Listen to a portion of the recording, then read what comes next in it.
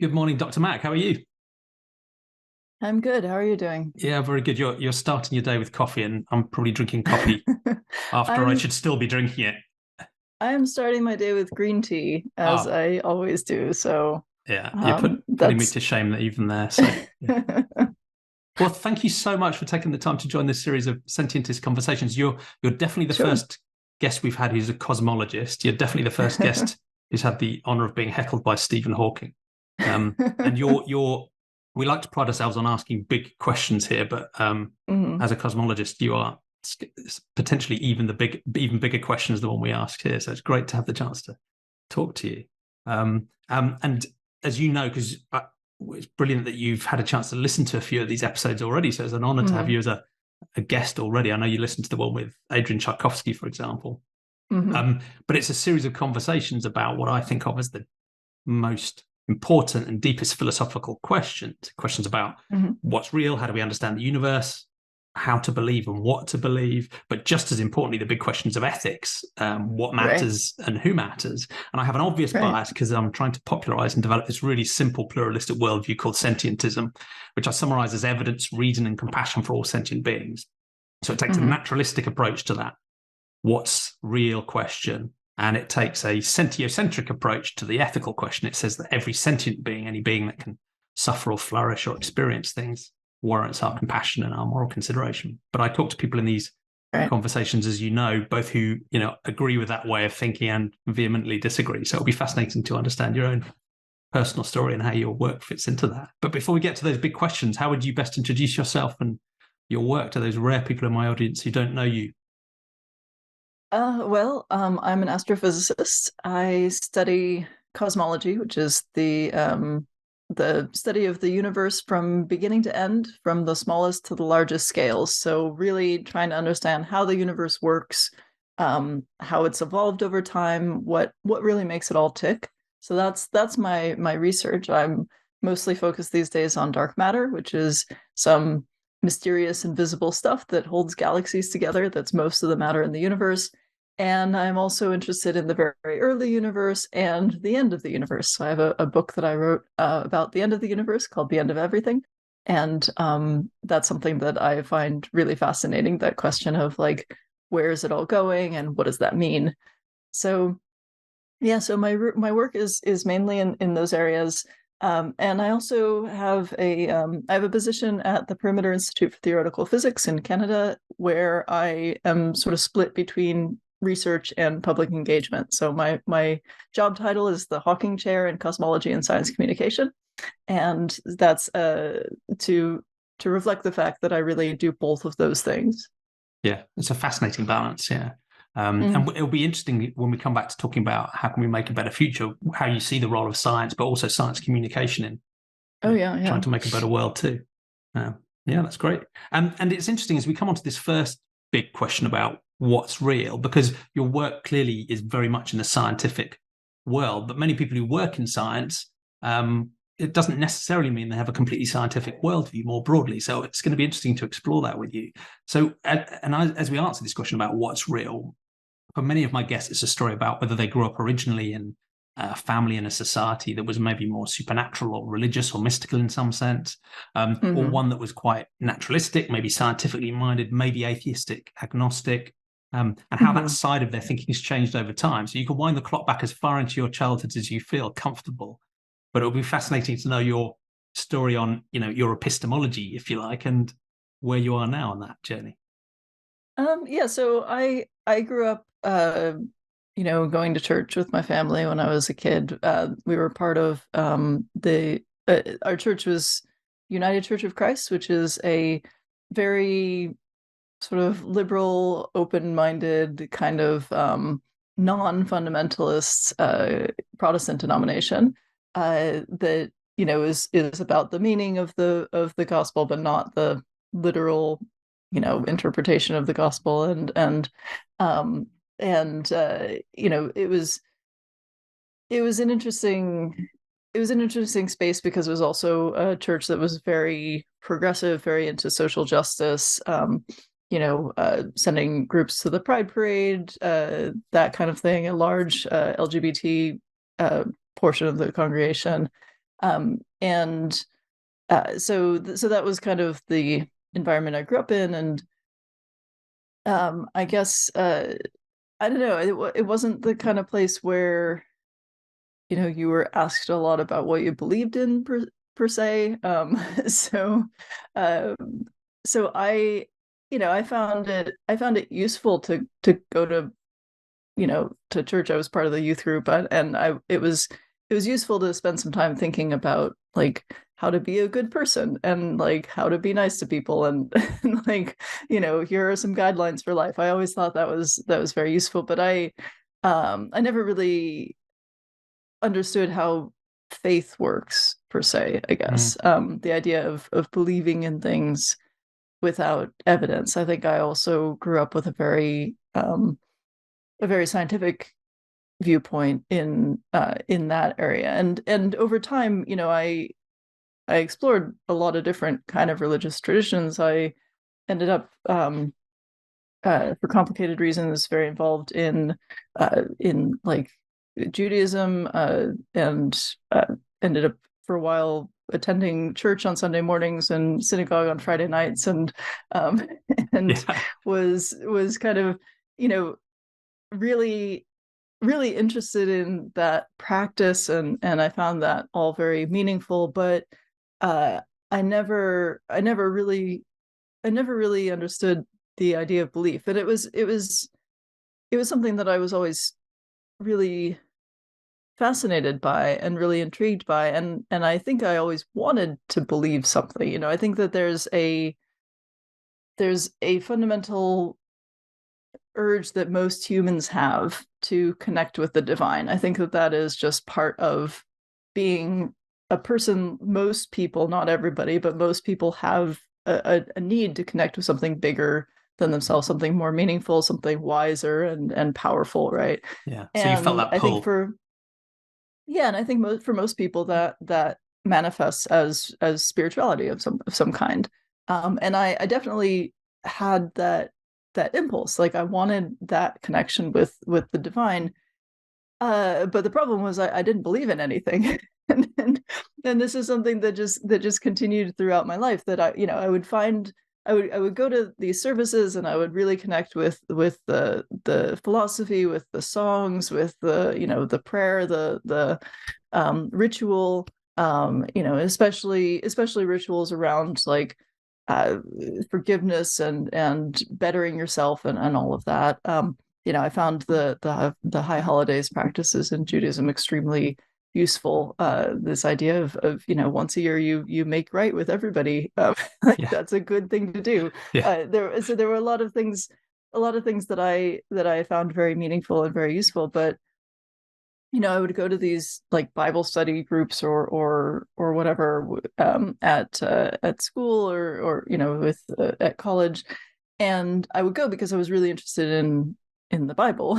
um, but then they would say things like, you have to submit your mind to God, and they would talk about having faith and how you shouldn't look for proof and you shouldn't look for evidence and you should just believe, and I was like, I don't know how you do that. Like Yeah.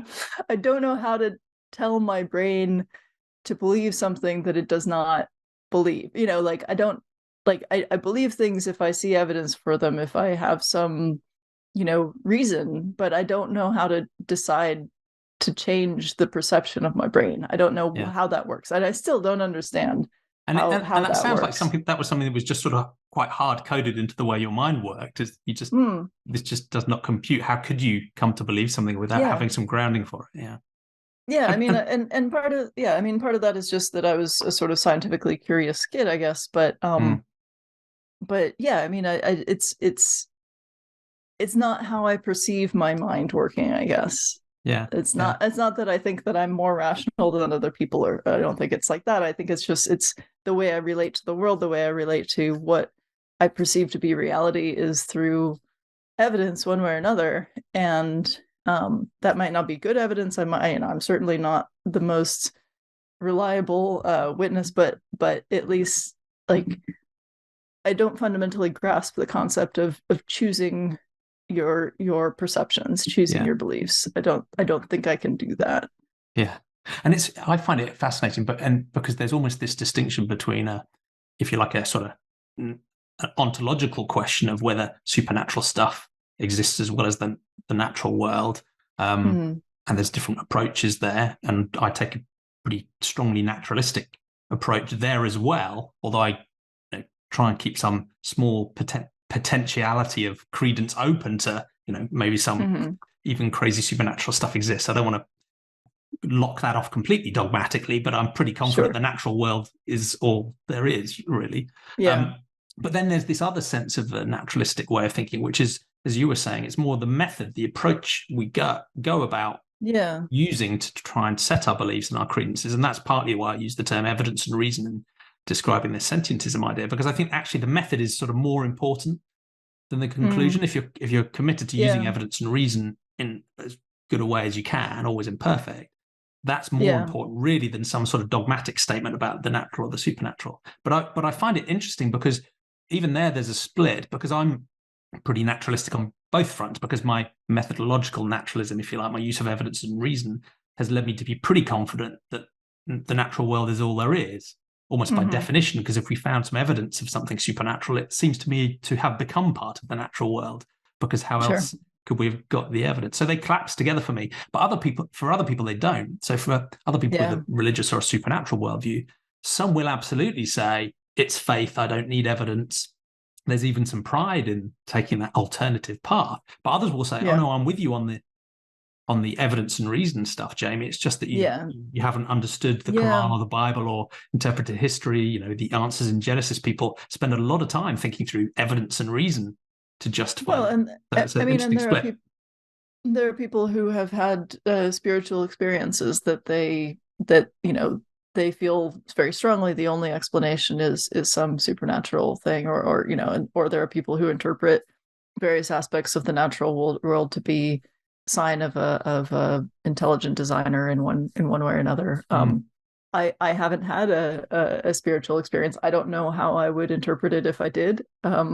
I assume that I would write it off as something that's explainable through psychology and physics, but I can't say for certain that I would do that because I don't know what that would consist of. But Yeah. I actually so I when I mentioned that I wanted to learn more about religion, and I had this kind of I was drawn to religion, but it was actually even more than that. After I graduated undergrad, I spent I enrolled in a theology school for a year. I Oh wow. I decided, yeah, so I it was partly that kind of wanting to understand, wanting to connect with something bigger, but it was mostly, I think, just wanting to understand religion as a concept or as a sociological activity. I wanted to Yeah. understand why people believe in things and what they believe in, and I went through physics undergrad at Caltech, and I decided that I really wanted to take a year to do something else before jumping into grad school in astrophysics, because I thought that I would burn out entirely if I did that, and I wanted to take some time to study something else. So I actually spent I enrolled in a year-long certificate program at the Pacific School of Religion, which is a sort of it's a United Church of Christ seminary in Berkeley. I dropped out after 6 months, so I didn't complete the course. But I did learn a lot about religion when I was there.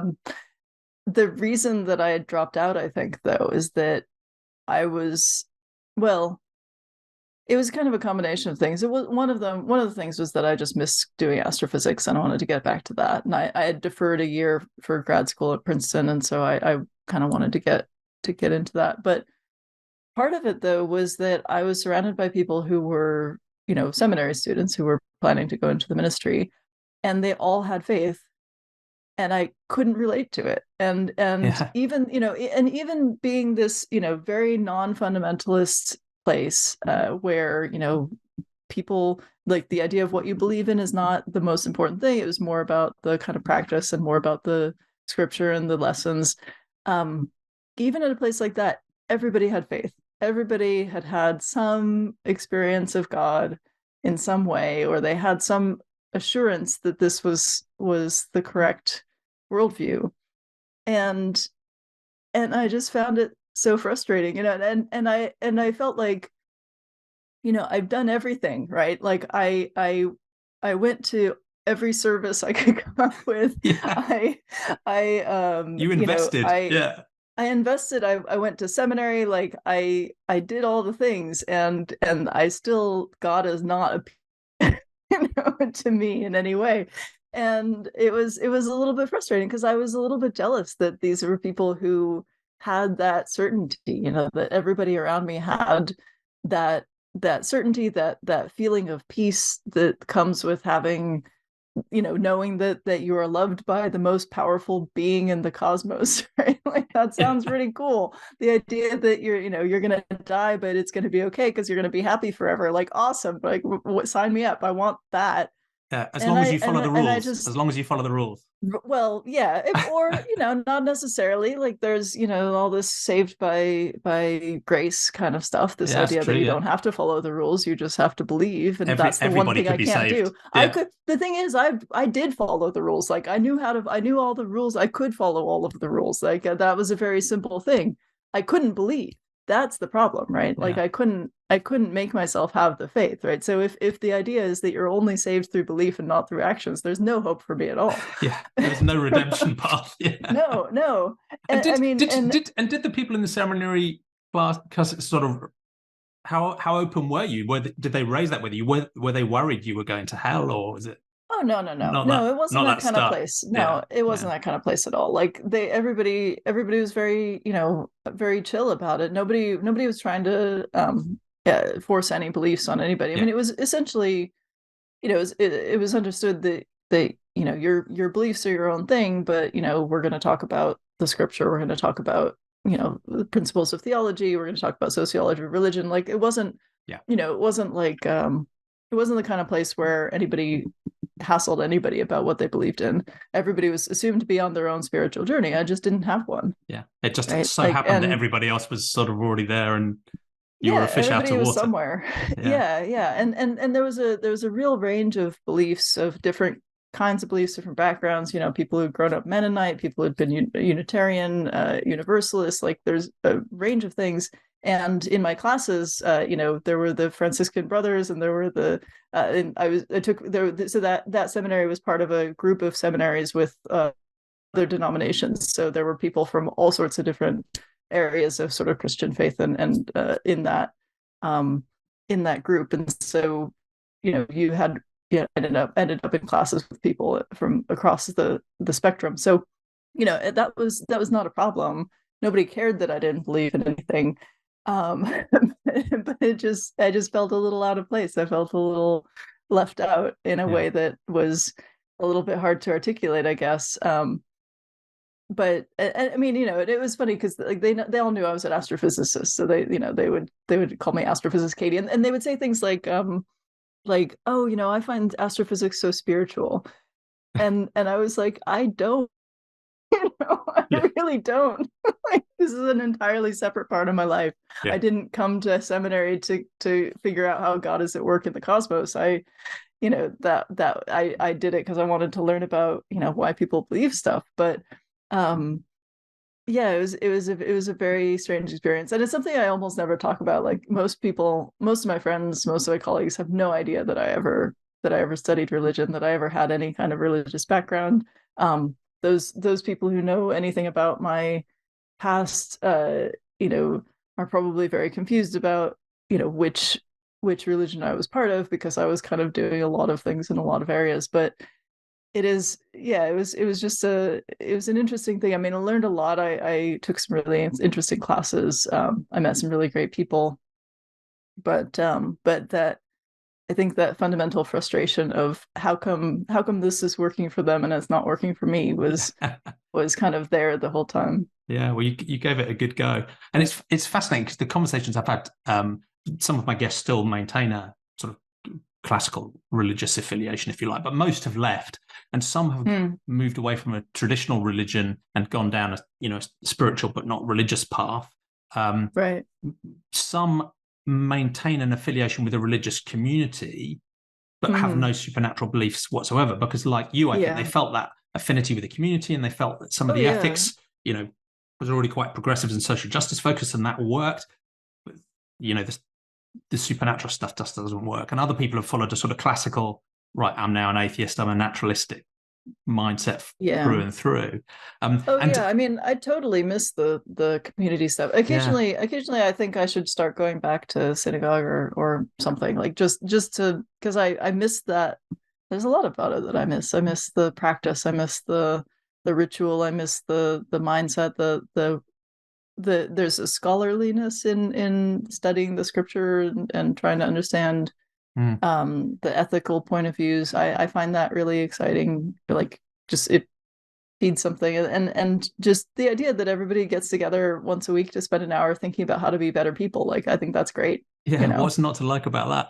And I think that there is a risk sometimes of sort of throwing the baby out with the bathwater, where people move away from a religious community and way of thinking, and then do feel a genuine gap there. And I think it's possible to find all of those things in a secular, naturalistic way of operating, but it's often not quite as easy because it's not packaged, and there isn't a history, there isn't a tradition, there aren't necessarily local groups. And I think that's part of the reason why, as I understand it, in many religious communities, within those communities, you'll find a lot of people who technically aren't religious at all. And it seems to be particularly quite prevalent in Judaism, where there's a lot of people who are reasonably comfortable saying, I don't actually believe in God. It's similar in the sort of Anglican church here as well, where even people who are leaders in the church will say, of course, it's just a parable, really. It's just a story, And what they're really trying to do is bring communities together and to find ways of being better people. But it links to the different paths away from a religious world, because it sounds like you would describe yourself as, non-religious now. I don't know if you use terms like atheist or agnostic or how you describe yourself, but I haven't tried to define it in a while. For a while I would kind of consider myself to be, practicing but non-believing, I guess, in the sense, or religious but not spiritual, and if you want to think about it that way, perhaps. But I mean, at the moment, I don't know. I guess agnostic. The problem with the term agnostic for me is that I think that the technical definition is the idea that you cannot know, and I think that that's stating too much. I think that it's possible that maybe there is a way to know, but I don't. Right. So my official position is I don't know. Yeah, no, I like it, and I'm with you. I'm quite open to the idea that there might be limits to human knowledge. I mean, we're sort of evolved apes. So why should we have some privileged, perfect ability to understand everything? But I don't want to draw those lines or shut those doors. The way to find out if there are limits is just to keep pushing and keep trying. So So the other thing that's interesting is that with some of my guests, the thing that's pushed them away from established religion has actually been more the ethical questions, and it tends to be something that plays through some of the more fundamentalist flavors of religion, whatever that might be. So it was actually an ethical thing that originally made them think, hold on, there's something wrong here. And it might have been homophobia or sexism, or it might have been something about, hold on, this idea of a hell where innocent people will be sent doesn't seem to be consistent with a compassionate God. And so that was the trigger. And then they start to think about the supernatural stuff. Whereas to you, it sounds like for you, it was more about the evidence and reason and the fact stuff, partly because the ethics actually felt quite comfortable in the denominations. I was very fortunate to be in religious communities where they were very progressive. They were very focused on social justice. They were very open and affirming of LGBT people. So I never felt concerned about the ethical stuff there when I sort of came to terms with being bisexual myself. I didn't feel like I was shut out of my religious communities. I felt like that was totally with how those, the sort of welcoming aspects of those communities, and I felt like the communities I was in were doing positive things in toward equality. So that part was never, fortunately, I was not in a position where that could have been a problem. I know that a lot of people in the queer community have horrible experiences with the church and with their religious communities in various ways, and I was very, very lucky not to have that. I was always I always understood that I would be accepted. So Yeah. that wasn't an issue, and like politically and ethically and morally, like those things all were fine. Yeah. It was just the faith. It Yeah. was Yeah. just the believing in Sounds good. stuff that was a problem. Yeah, it's pretty clean, and it's good. It's good to hear, and it's sort of encouraging as well, because that's one of the things that can be difficult with both traditional and religious communities, is that sometimes change doesn't come that easily. So it's really Yeah. encouraging when you can find communities that can sort of focus on the essential good stuff, the golden rule or the Yeah. platinum rule, and and caring about the world and caring about each other, and focus on that, and Yeah. selectively Yeah. jettison the more problematic stuff. So that's encouraging. Yeah. Now, one of the things before we come off this sort of what matters question, because I think you and I probably shared a sort of broadly naturalistic approach. We want to use evidence and reasoning, acknowledging their flaws, to try and imperfectly try and understand the world. Let's engage with reality honestly to try and understand it, which I don't really see a better alternative, but others disagree. But one of the things I find fascinating is that there are areas of human knowledge where the temptation to bring the supernatural back into play tends to creep back in. So often those are either the origins of the universe, or the origins of life, or the origins of humans, or the origins of consciousness. And they can also be the ends of these things as well. So questions of death, or questions of the end of the universe. Hence some of your work, where people can look at those things and find there's understandable scientific uncertainty. So then there's a desperation to inject into that all of these The sort God of of the mystical, gaps. the God of the gaps and the human stuff, and putting ourselves at the center of the story as well. Yeah. But I should turn it into a question, really. But that links to this challenge that in physics, particularly some of the areas of physics, it's looking quite bright there. I think the Lord is shining upon you. No, I was just noticing I've got this this iridescent, beautiful kind of thing going on. Hold on a second. I'm just gonna move. I don't have the kind of blinds that can really block out the sun, but I have a large overcoat that I can hang up on the. That's perfect. I thought it was a message from above being sent know, to. right? That could have been your spiritual experience. We could have recorded it. That was the God of the gap specifically in my curtains. But I guess let me try and turn this into a question. I should really have worked out how to do interviews by now. But physics is weird, right? There is some deeply weird stuff in your work. Yeah. And whether it's at the quantum end or whether it's the cosmological end, there's just stuff that, one, we don't understand, and the things we do understand are massively counterintuitive. So those things are weird. How do we keep open-minded about the possibility that weird stuff is true without letting that become a door where people can sort of inject mysticism and woo and fabrications in? Do you think there is a way of doing both? I mean, I think that I think that weirdness is kind of is in the eye of the beholder, right? Like what we're trying to do in physics, fundamentally what we're trying to do in physics is to create a mathematical model of the universe that best matches what we observe in reality, right? And there are different ways to think about that. You can think about that as being like we are trying to understand the fundamental nature of reality, and that's a perfectly reasonable way to think about it.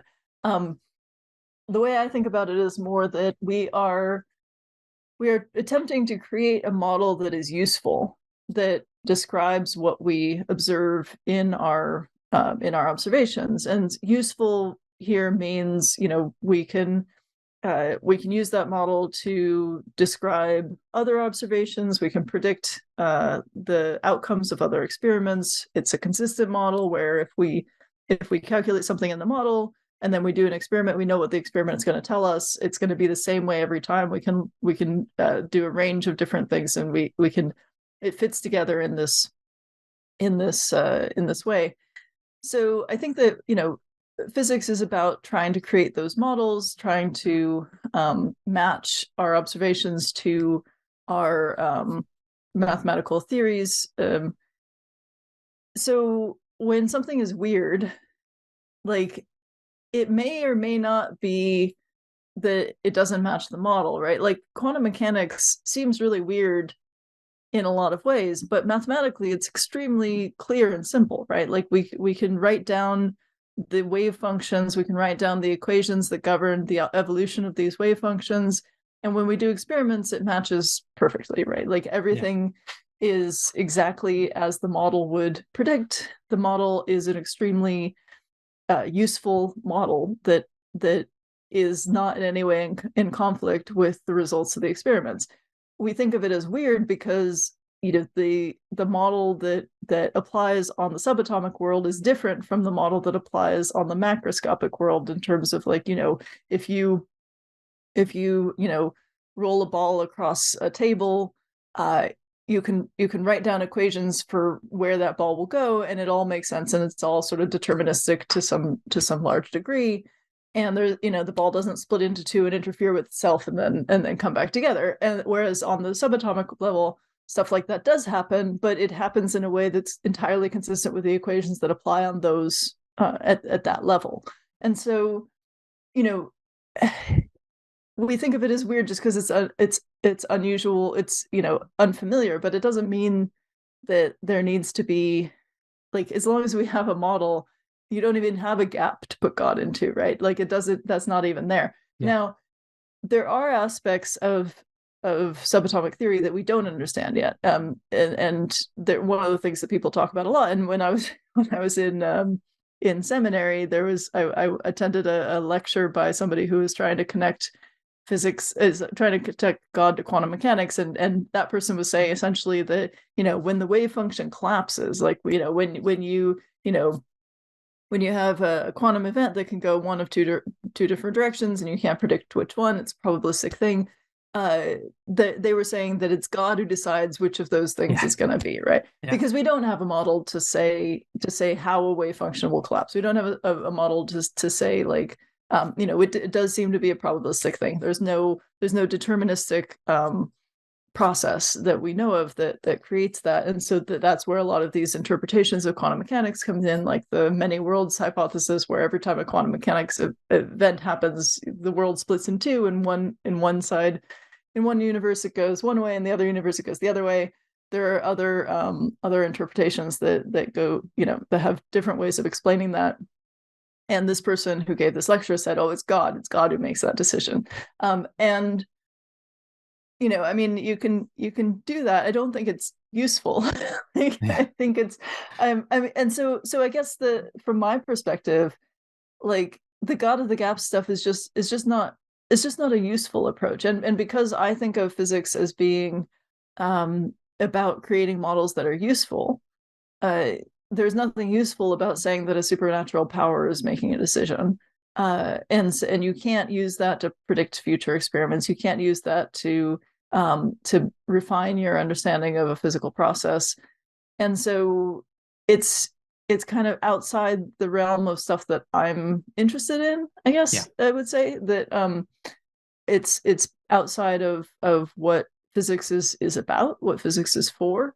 And so I don't really have a way to kind of comment on it, because it's separate from what I do. What I do is I try to find these useful models, and that is not a useful model. I mean, I think there's some famous quote about, I have no need of that hypothesis. Some physicist said about the supernatural in regard to some experiments. But in my case, it's just it's just not a useful direction to go. Yeah. But even there, I guess there's a couple of directions people can take. One is, and I suspect yours is this path where you say, look, it's not relevant, it's not useful, it doesn't really add anything. In a way, it's somewhat arbitrary, right? You could say, human consciousness is that thing, or you can make anything up, right? Or it's the devil or whatever. Whereas others will take part of what you said and say, well, that's outside of the domain that I work on in physics, but maybe there's some validity to it. So, and there are physicists and scientists who still maintain a religious belief through that sort of compartmentalization. I mean, and it's not for me to say if that is useful to you in some way. If saying this is something I don't understand, I'm gonna interpret that as God. Like, that's then part of a private practice, right? That's part of a personal worldview that I have no say in. It's not up to me to tell people Yeah. how to think about the world. So, but what is up to me is to try to make better models of the workings of the universe through physics and mathematics. And when I do that, those kinds of insertions of spirituality are just a distraction, and it's outside of the realm of what I'm doing. Yeah, makes sense. Thank you. Really clear. So let's move on from this first big question of what's real, although we may come back to it again, and move on to the questions of ethics. And many people who've adopted a very sort of naturalistic, maybe scientific worldview, for some people that leads them into a sort of almost nihilistic sense of ethics, where they're like, well, ultimately we're all just quarks and Schrodinger's equation or whatever it is, Yeah. or dimensions in the Hilbert space churning away. Mm. The universe is just a series of physical processes with a start, maybe with an end. That's it. In that Yeah. sense, really, in that cosmic sense, really nothing matters. Others will keep hold of, will adopt that sort of scientific naturalistic worldview, but maintain some of the ethics they've picked up from maybe a supernatural worldview or a package. And others still will, build their own sort of naturalistically grounded ethics. And others Right. will see them as completely distinct areas, if you like, where there's the classic Sure. is-ought boundary. So how have you come to think about, I guess, what matters, good, bad, right, and wrong? Yeah. Again, from early days into where how would you answer that question now? Yeah, that's a great question. I don't think I ever saw it as being a question of what God wants me to do. Like, I don't think that's ever been part of my thinking. And I that was really and interesting the way you told the story earlier on, because for some people the religious stuff comes as a package. So if their belief starts to falter, then they're really worried the Mhm. ethics will crumble. But you never felt that Right. dependency. It was just like I like this ethics, but No. yeah, Yeah. I mean, and I think I always understood that things like commandments or rules in religion were based on just not being bad, like not being terrible to other people, not yeah, not doing things that are awful. And there were parts of it, like there's in Christianity, at some point in the gospel, someone it's there's this statement that the most important commandment is to love God, and it's like, well, I don't know what that means, but I can not kill people. I can yeah, not lie. yeah, I can choose not to steal, and I can be an honorable person. I think I always had a feeling of I've always felt it's very important to be an honorable person, and I don't know where I got that exactly, but this idea that lying is dishonorable, or that cheating is dishonorable, that's something that's always been really core to how I think about the world. And again, I'm not really sure where I got that, but it was this idea of honor rather than sort of some kind of spiritual ethical viewpoint. But I also have always been somebody who's felt very keenly the suffering of others and not wanted to be part of that. mm, And I'm sure we'll get into more of that later on when we talk about animals. But I've always felt very strongly about not wanting to harm animals, not wanting to harm other people, not wanting to, like, not being comfortable with witnessing harm to anybody. I've always hated violence in films and movies. I can't view other people suffering yeah, in general. I can't watch nature shows because somebody always eats a baby animal. Like, I can't I yeah, can't deal with yeah, that. So yeah, I think that a lot of the way that I approach the world is probably just, I'm just soft-hearted in some sense. But the idea of whether or not a scientific worldview kills the possibility of ethical principles is interesting. In that, so there's something that I've had to talk about a lot since writing this book about the end of the universe. So yeah, um, yeah, because one of the things that you come up against very, very quickly when you're thinking about the end of the universe is that there will be a point in the future when nothing that we've ever done will have mattered, right? Because inevitably you get to a point where everything is destroyed, all evidence of the existence of humanity or any organized structure is destroyed, right? Like it's all gone. Yeah. And so there's a point where we just have no legacy. And this is really, this is really challenging if you are attached to the idea of carrying on. So for example, when people when you tell someone like, well, you're going to die, right? Like everybody's going to die, right? We understand that we're going to die. A lot of people sort of become comfortable with that through the idea that, well, I'm going to die, but my legacy will live on. My children will carry on, or the impact I've had on my community, or this amazing book that I wrote, like people will read that, or just even in a much smaller way, like I did something that indirectly had some effect on the world around me that indirectly will have some imprint on the future, right? Your Like, tweets and will that's still be out there. sure, or just the fact that, like, I helped someone up who fell down, like then that person's going to go on to cure cancer, whatever. Like there's going to be some aspect of my life that will have mattered in the future, and people find that very comforting, right? Like that's something that makes people more okay with the idea that they're going to die, is that they have some legacy. And if the universe is going to end, if it's going to fully end, then at some point that argument no longer applies, right? There will be a point where it will not have mattered if I kill someone tomorrow or not, right? Like it doesn't matter. And those ripples may go out for a long way, but ultimately they will end, right? And there will be black holes fizzling out quietly. And those black holes evaporating at the end of the universe are not going to care if I led a good life, if I hurt people, if there was suffering. Like it doesn't matter, right? Like it doesn't matter to physics. And so then you have to ask the question, like, how do you find meaning in a universe that's doomed, right? Like if your idea of meaning hinges on the outcome, on the final reckoning, if there is no outcome, then how do you interpolate backward from that to figure out what you should do? No cosmic scoreboard. There's no and if you have a religious viewpoint, sure, you can talk about the rapture, you can talk about the judgment day or whatever. You can figure ways to do that. But if you are just looking at the universe in a physical way, you don't have that.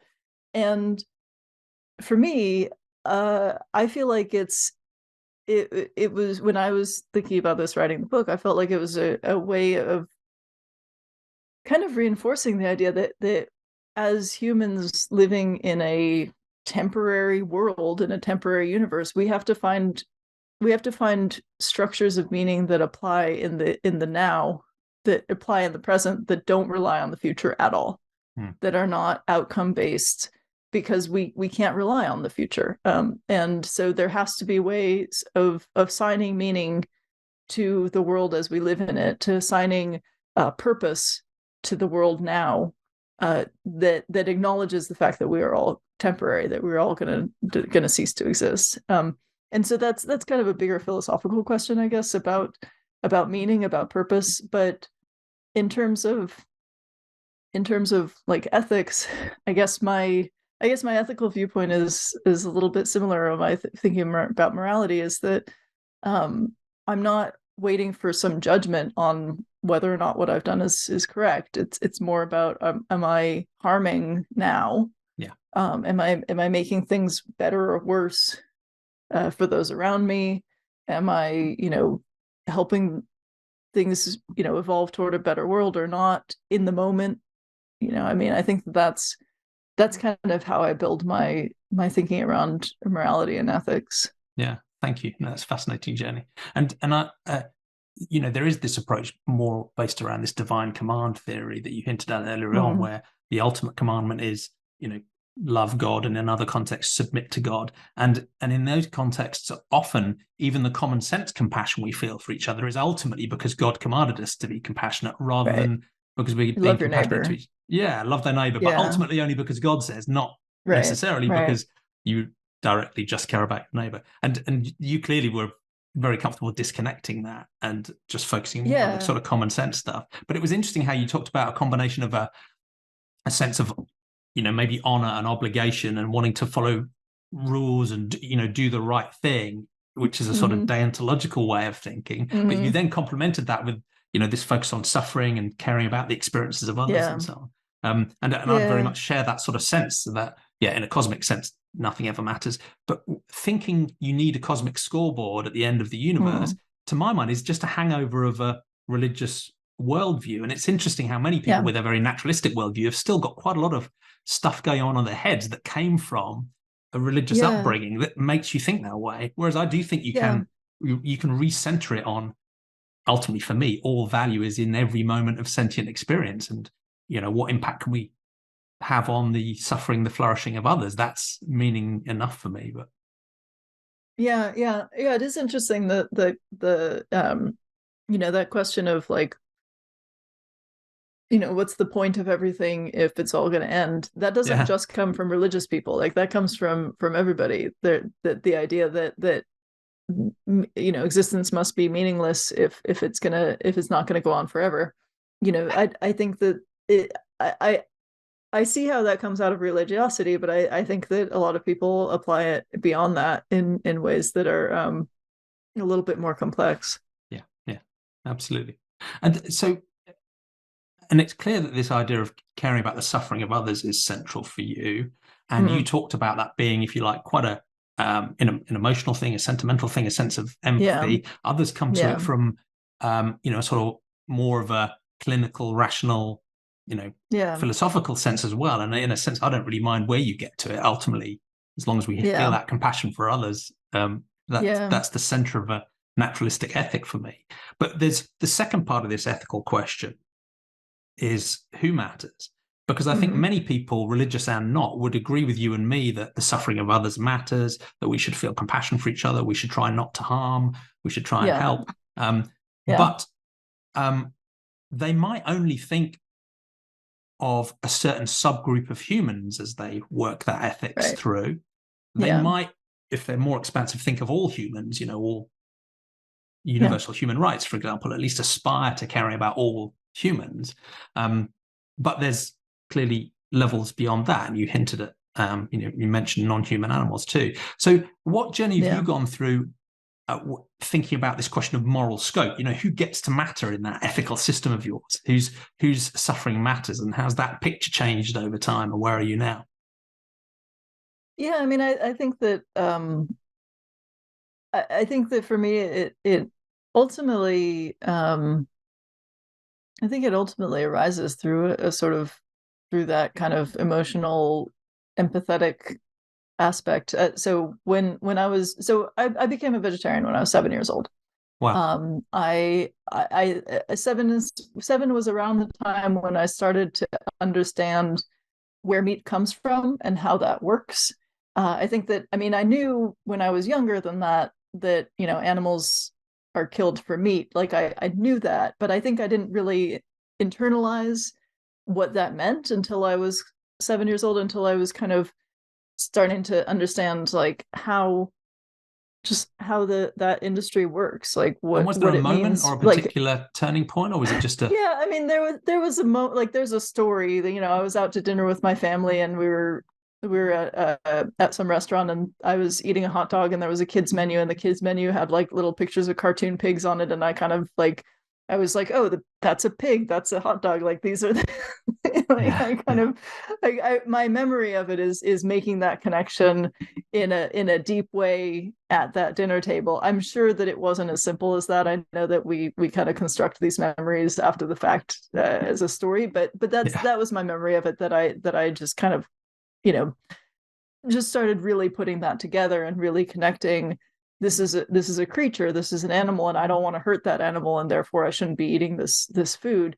um so I think that as soon as I really got the connection between that's an animal with a life and with the ability to experience pain, and then I connected that to what I was consuming.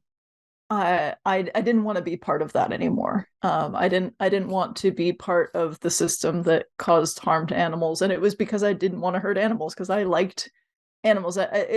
Because it has always affected me personally, emotionally, to see or to understand an animal experiencing pain. I've always been somebody who's loved animals, who's wanted to care for animals.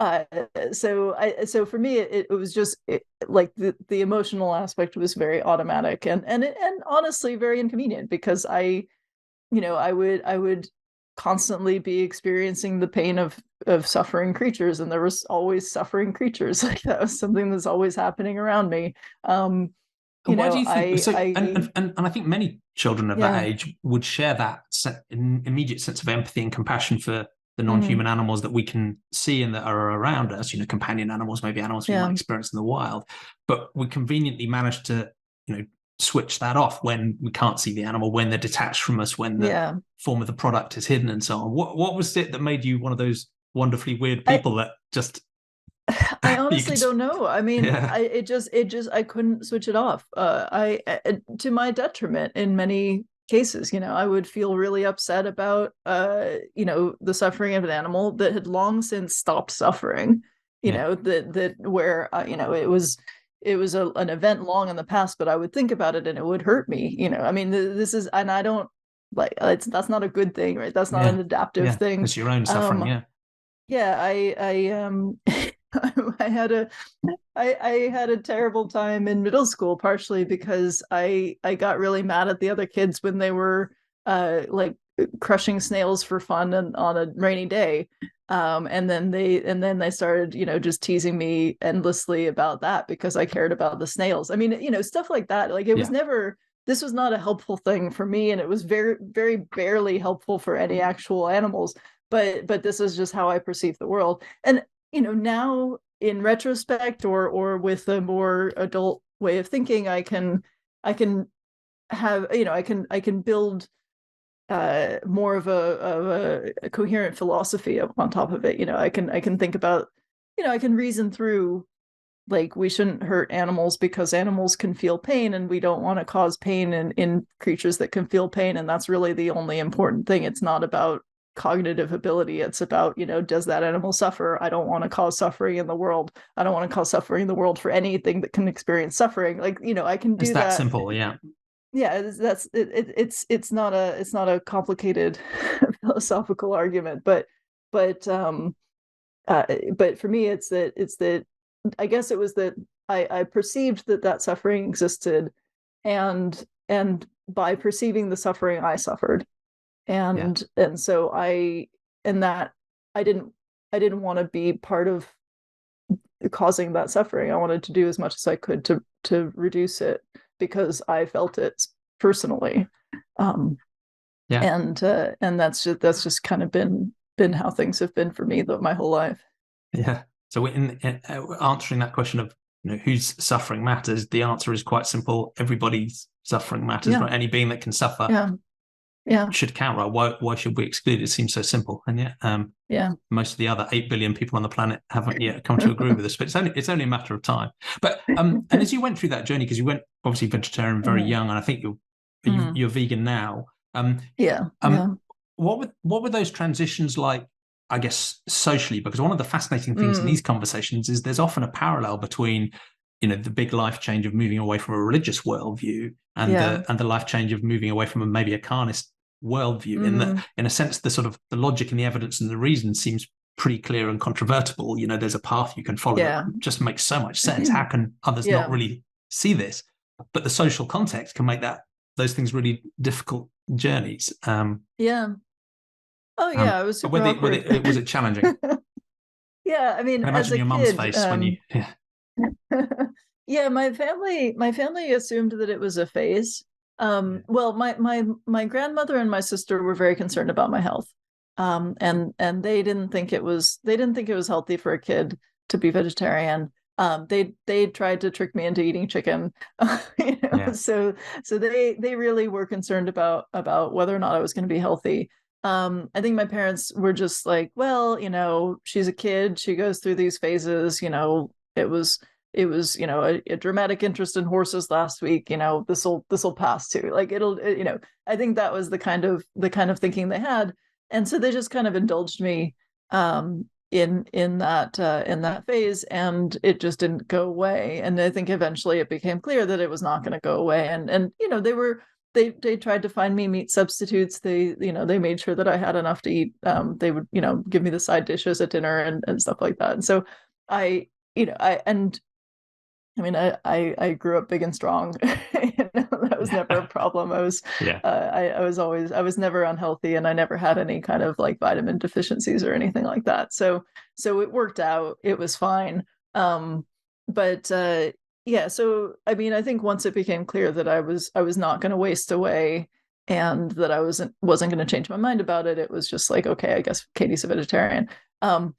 And yeah, and socially, like among my friends, every once in a while it would just be really awkward, if like we went to a restaurant and there wasn't anything I could eat, or if I had to remove myself from certain things. But and there were always people who would try to argue with me, or or make fun of me or whatever. Like that's kind of that's just a constant. Yeah. But I don't know. I just kind of got used to that, I guess. Yeah. I You was just never somebody I was never somebody who was very susceptible to peer pressure, I yeah, guess. yeah. There's a common theme So amongst many of my guests. Yeah, yeah. yeah. And one of the things I find fascinating and also frustrating is how people think about this subject of Mm, veganism and non-human animal ethics more broadly, because it seems that many people will instinctively want to think of it as, yes, some sort of weird interest or hobby you have on the side, or a dietary mm, preference, or a purity thing, or mm, but there's a lot of hesitation about recognizing it as, if you like, another social justice issue, another resistance mm, of oppression, and another, a valid cause, in the same way as intrahuman ethical causes are intuitively treated with seriousness and respect. And you might mm. disagree, but you wouldn't disregard it or joke about it. Well, but I But how I think have you that found that dynamic with others? so I think that okay, so I think that a lot of the social awkwardness around it comes from the fact that people do inherently understand it to be a social justice cause, right? Like, Yeah, so the reason that people don't like vegans, the reason that people are upset when vegans are clear about being vegan, not even about like trying to convert anyone to being vegan, but just like if I go into a room and it's relevant and I mention that I'm a vegan, somebody will be like, oh, vegans are always telling you they're vegan. The reason people are upset about that is because they do see it as a judgment on their own ethical yeah, viewpoints, right? Like, I mean, I don't see any other explanation, because it doesn't matter to anybody else what I eat, right? Unless they take it as a personal attack where they think that I'm judging them for not being vegan, yeah, then it becomes their business, right? And so I think that it is recognized as that, but only in a sort of surface sense, in the sense that people find it personally threatening. It's the same. So it's kind of funny. There's a parallel I've been seeing lately, that it's the same reason why people will sometimes give me trouble about wearing a mask in a public indoor place, because they do understand it to be an ethical decision, right? yeah, Like, because they feel judged that, like, well, they're not doing that, should, and so they don't want me to be doing it, because I'm reminding them that there is this thing that is happening, yeah, and that I'm trying to not be part of that bad thing, and they're not. yeah. Right? And So it's so, having like, no I other mean, impact on them. Nowhere is it no, it doesn't influencing their matter at life or all. harming them at all. It's purely that, No. an Yeah, implied ethical yeah. challenge. Yeah, Exactly. And so like this the same reason I'm still wearing a mask indoors, I'm not susceptible to the peer pressure if I'm doing something that I think is important because it's important to me. The same reason I'm vegan, I'm doing something that's important because it's important to me. But I see very strong parallels in terms of how people respond yeah, to what I'm doing. yeah, And I think it's because people do understand it to be an ethical choice. People do understand it to be a moral, an aspect of morality, that they feel that they are inherently being judged, for not for not buying into. So I mean, yeah, it's interesting. I think that people try to play it off as some kind of weird quirk, some kind of lifestyle choice that has nothing to do with anything. But I think that there is that sort of inherent understanding of what it really means. And I, again, like I don't try and get into those discussions. I don't talk to people about Yeah. their personal, food choices. Yeah. I don't get into that. Uh but yeah, I mean, I think that like when I was a kid, and people would ask me why I was a vegetarian, I would tell them sentimental reasons. Or either I would either say it's personal reasons or it's sentimental reasons, just because I really didn't want to get into that conversation, because Yeah. that was a Yeah. terrible conversation to get into. You could lose friends that way. I didn't want to talk about it. Yeah. But people would respond to my vegetarianism with hostility because they felt they were being judged. Yeah, it's fascinating, isn't it? And I think as we come into the final question about the future, that's a recurring theme, is that often the problems we're facing are less about technical challenges or, we really don't know the way forward. Often it is a lot to do with social norms and political will and good old human psychology that's standing in the way. But before we get onto that final question, because that was fascinating, Sure. thanks. And I think you and I share this sense of, I guess, sentience, the capacity to suffer as being the thing that's all you need to be a Yeah. moral patient, to warrant compassion. Yeah. It doesn't matter how clever you are, what capabilities you've got, your species, what you Yeah. look like, sexuality, whatever, right? If you have that capacity to suffer, that suffering matters. So in a Yeah. sense, almost tautologically, that seems to ground any sensible, naturalistic moral starts for me. But before we go on to the final question about the future, I can't resist asking you whether you have a view about what consciousness and sentience actually are. So sentientism itself is completely neutral on philosophy of mind. Personally, I take quite a sort of functional materialistic approach that I think sentience is just a class of information processing we've evolved to run in our heads and other non-human animals as well. But I've spoken to people who have a panpsychist view or even an illusionist view that suggests that phenomenal consciousness, may be an illusion. Do you have a sense from your thinking about what these things actually are, consciousness and sentience? There's a grand tradition of theoretical physicists getting really into like consciousness. Yeah. I don't want to do that. Yeah. Yeah. I want to leave the definition of consciousness to the neuroscientists, because I don't think that as a physicist I have any particular insight into that. I don't think that consciousness is like some important element of the cosmos. I think that it's something that happens in the brains of organic creatures. I think that there's a spectrum, right? I think that you can be semi-conscious, you can be on a spectrum of sentience. I mean, when I'm half asleep in the morning, I'm less conscious than I am in the middle of the day. When I'm actually sleeping, when I'm under general anesthesia, I'm in different states of consciousness, different levels of consciousness.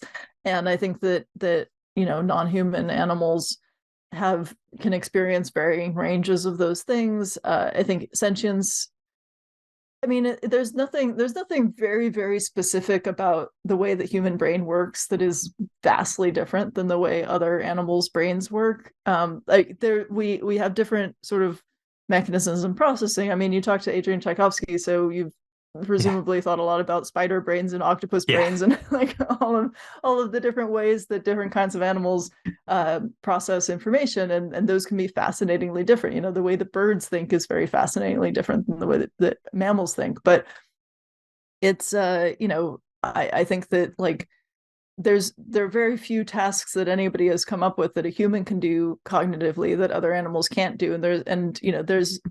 There was a research report the other day about how there's some evidence that jumping spiders can dream. I mean, it's, the idea that we're so special is just bizarre to me. We're not a separate category. We're a clear, gradual evolution from various kinds of other primates, and there are other animals who've gone through their own evolutions who have can do certain cognitive tasks that we can't do, and there are certain cognitive tasks that other animals can do that we can't do, and there's there's just a whole range of things. I think that we are fundamentally creatures of matter and circuitry, and like there's no special spiritual spark that we have that other animals don't. And so I think it's very strange to put us in a totally different ethical category or moral category by virtue of, we're the best. I mean, it's just kind of it's just kind of silly to me. And and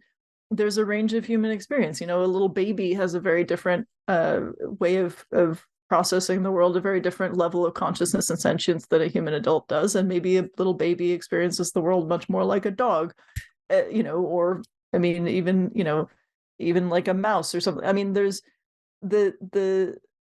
a range of how humans in different stages of development with different cognitive issues experience the world. There's a range of how other animals experience the world. I don't think it makes sense to place special moral weight on our species, without placing moral weight on the experience of other species. I think, as we've talked about a few times, the only thing that really matters is can you feel, can you suffer, and they all do. So like I don't. Yeah. And I every once in a while I read these ridiculous attempts to explain away, like, fish don't feel pain or something like that. It's none of that makes any sense. We're all in the same category. We all have feelings, and we should be weighted accordingly. Yeah, agree. And I think when you look at that common evolutionary history, and you look at common architectures we often share, and you look at inferences from behavior and communications, I can't be 100% sure you're conscious or sentient, but I can certainly build a pretty strong evidence base that you are. I have pretty high confidence, and we can do that across the animal kingdom, certainly too. We just take that naturalistic approach and don't kid ourselves we'll ever get a perfect answer. It just seems straightforward to me.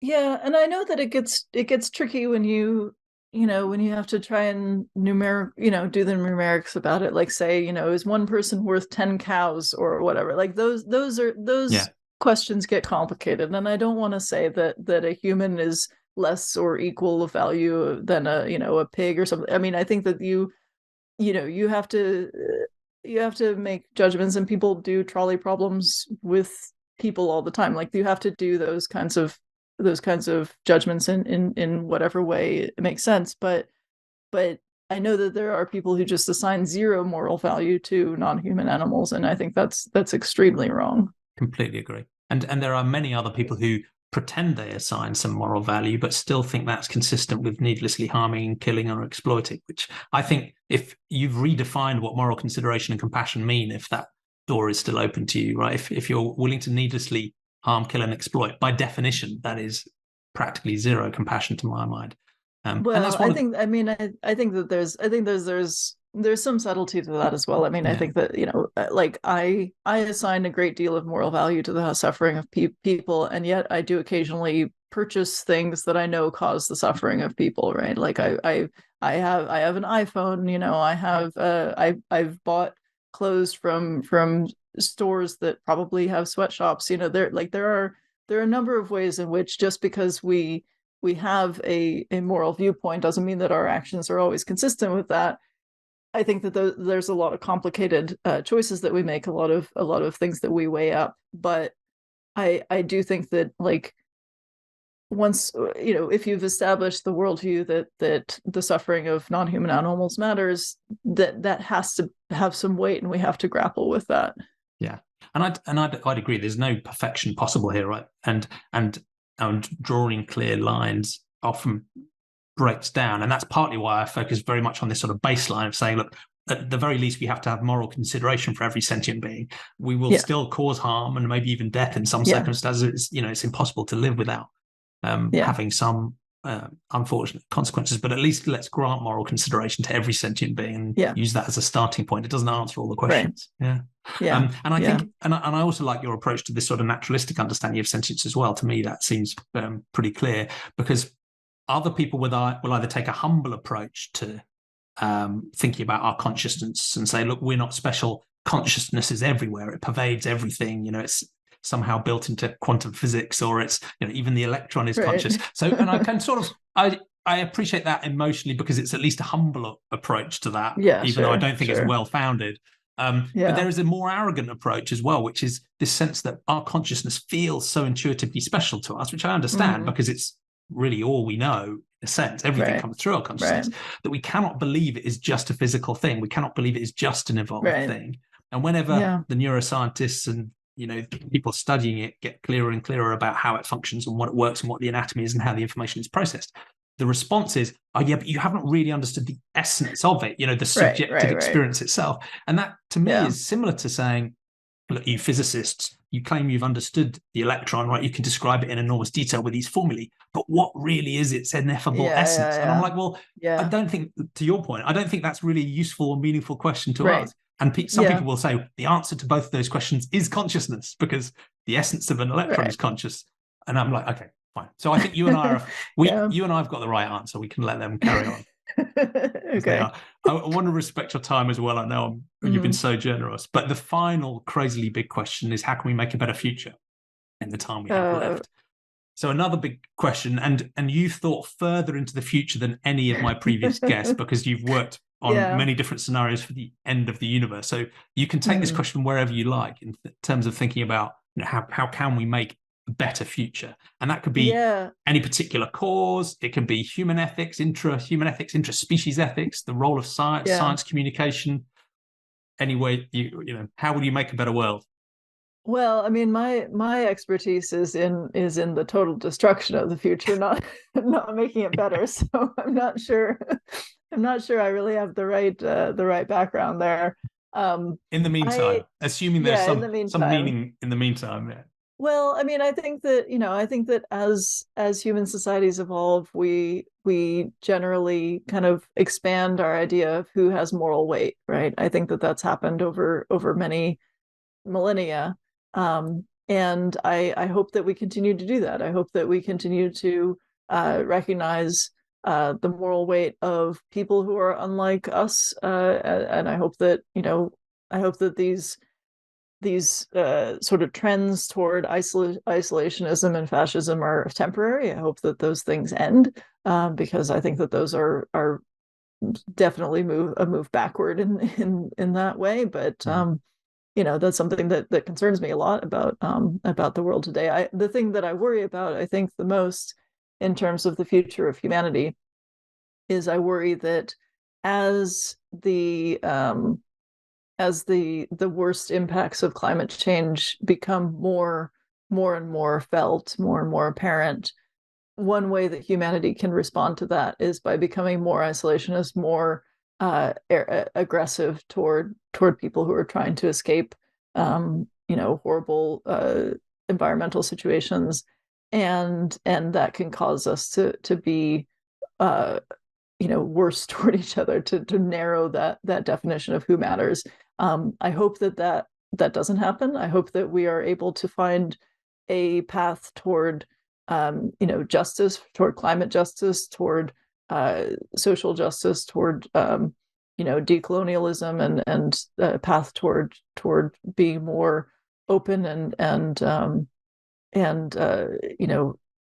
welcoming of people, more helpful to people. I hope that we do follow this path toward climate reparations. That's something that's been somewhat hopeful coming out of the most recent COP meeting.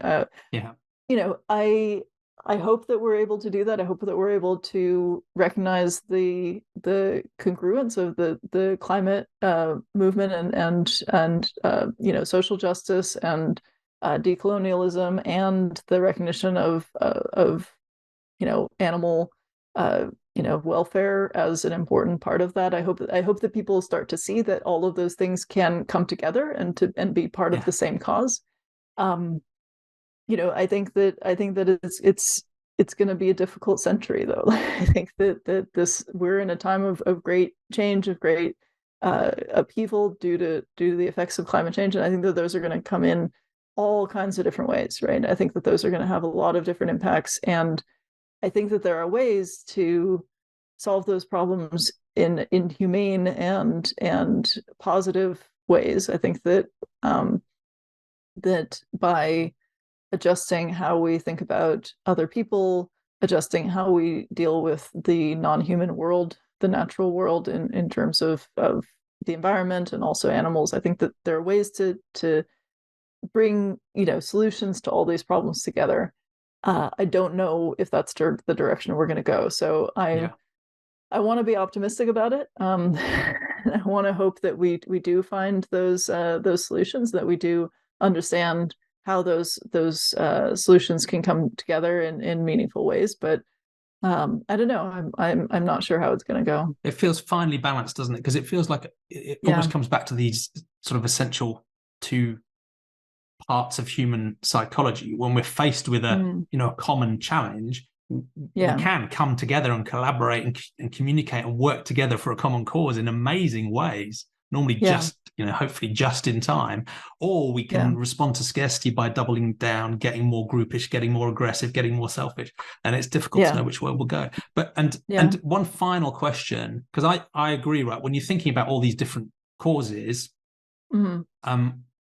what part of the frustration I think is that often it's not about selecting one or the other or trading off. Quite often there are Yeah. really obvious win-win-win situations Yeah. staring us in the face, and we just need to overcome the Yeah. political will and the human psychology to break through and just do the right Yeah. and most obvious thing.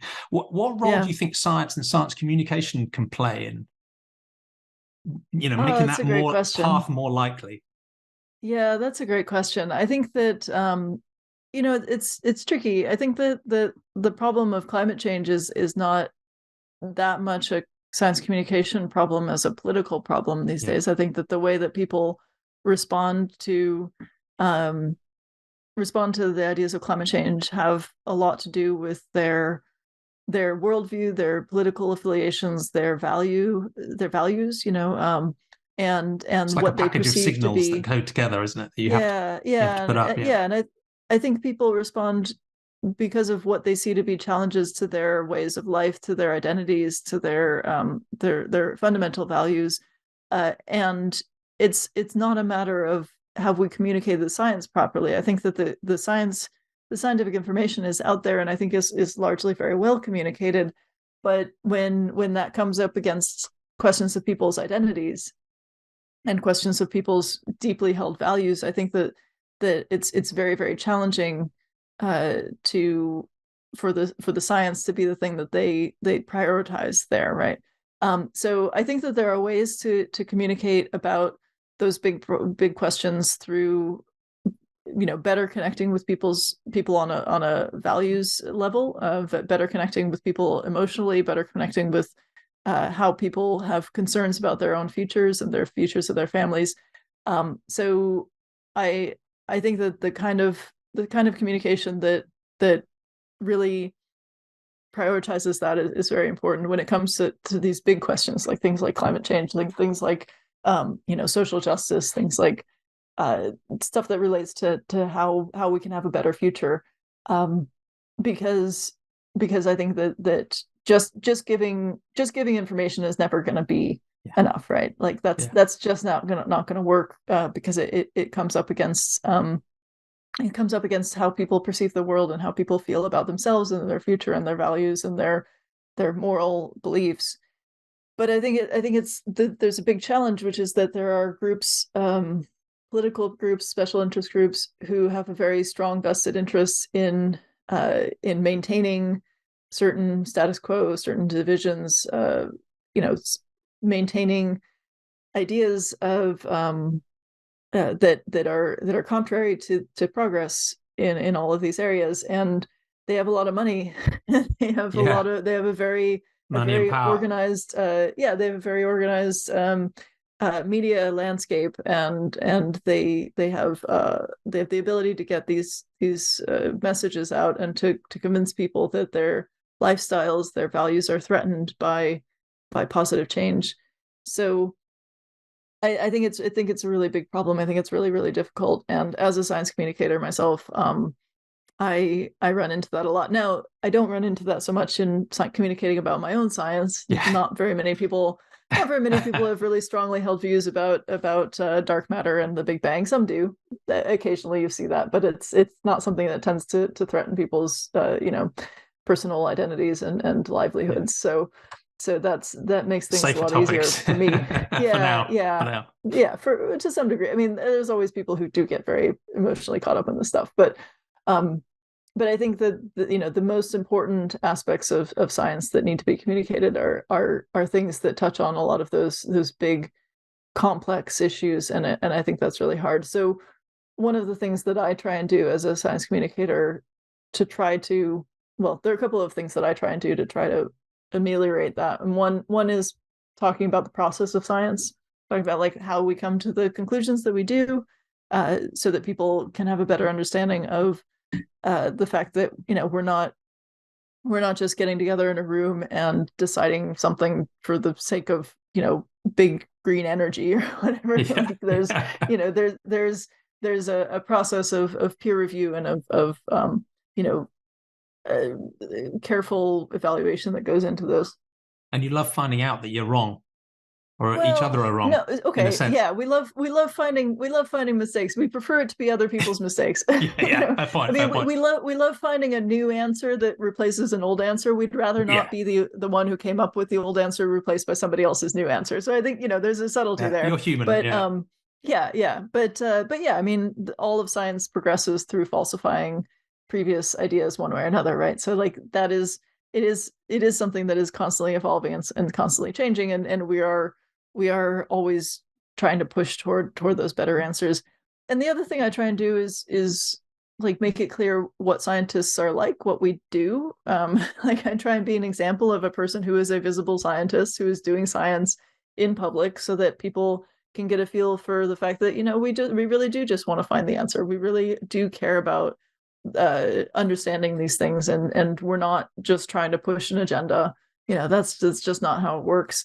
And we are human beings. We're not people who are driven by some amoral push toward gathering data, no matter who we hurt. I know that people have very valid concerns about the possibility for science to cause harm. I mean, a lot of Yeah. institutional scientific practices have been extremely harmful to people and to the environment over the years, and so like there are legitimate concerns about that. And so one of the things I try and do is try to be an example of somebody who's really not trying to hurt anybody, who's really trying to just find information, just kind of understand the world. And I think the most scientists are doing that, and we're not trying to just you know publish, and we don't care about anybody else perishing. Like there's most of us are in it for more you know more for the sake of curiosity. And so I try and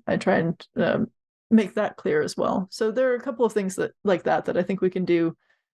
But yeah, I mean, I think it's challenging. Some of these big questions about the future do have to do with science to some degree, but I think that the communication problem is oftentimes less of a communication problem and more of a sort of values, and societal structure problem in a way Yeah. that's a lot harder to address. Yeah, exactly. And it's a difficult balance for scientists as well, because you're people with your own values, your own ethics, your own Mm-hmm. political stances, and in a sense, it makes sense for you to be open about that and direct and be clear. And I think those values often drive your scientific work. I mean, many scientists are working on their science because of an intellectual curiosity, but also because they want to make the world better.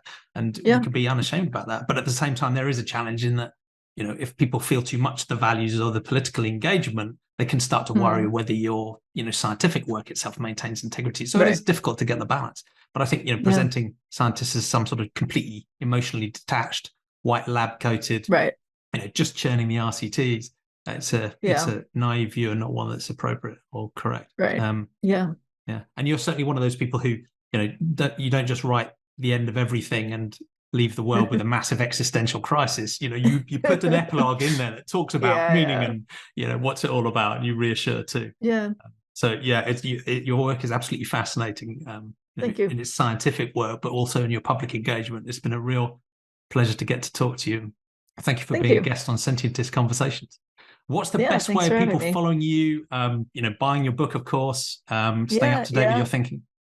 So yeah, my book is widely available. It's called The End of Everything, Astrophysically Speaking. So I had to add that parenthetical so people would know I was really literally talking about everything, not some kind of metaphorical idea. Yeah, there's no Um, escape. There's no escape. Yeah. no, it's really everything. So you can find my book anywhere. I'm on Twitter. Twitter is kind of going through something at the moment, but you can find me there as Astro Katie on Twitter if you want to jump onto that sinking ship. I And followed you on Mastodon this morning as well, so I'm on Mastodon, just in mastodon.social case. as Astro Katie, just in case, yeah. And I'm on Instagram as Astro Katie Mack. I'm occasionally on TikTok as Astro Katie Mack as well. If you want to look for that, I have a couple of videos up there. I don't do a lot of video stuff, but every once in a while, so you can look for me there too. Yeah, brilliant. Thank And you so much. my website is astrokatie.com. That has links to everything. That's great. I'll include the links in the show notes so people can click through. So, well, it's been brilliant to talk to you. Thank you so much. I think I'm going to claim you as a Thank you. celebrity sentientist, unless you Okay, deny it. But that's naturalism fine. and sentiocentrism, I think you tick both the boxes. So it's been brilliant to Sure. talk to you. Thank you so much for all your work too. Thank you. Take care. Please stay in touch too. Cheers, You Katie. too. Thanks.